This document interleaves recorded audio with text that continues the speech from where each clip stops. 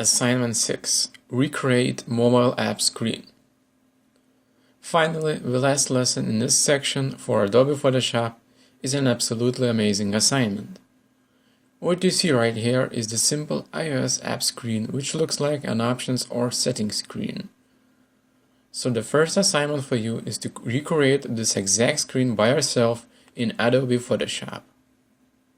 Now I'm going to give you a brief review of what to expect, but basically everything you see in here you have already done in previous Photoshop lessons. First, it's a top bar, which is basically the blue rectangle shape with text on it and a very simple icon for the back button. Then what you see is the title for the option, when the actual option, and there is just two shapes combined in one, ellipse tool and rounded rectangle tool. Going further is the same thing, some text and some very simple icons. Lastly, we got a slider, which is very easy to create.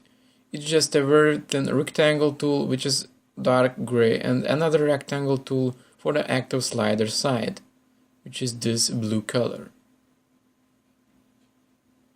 And finally, it's a complex icon of the logout button.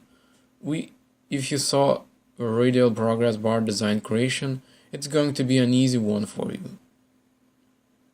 So I hope you understand the task, and if you have any questions, please do write in Udemy discussion section, or even better, to my Twitter account as a private message, where I'm now laughing all the time.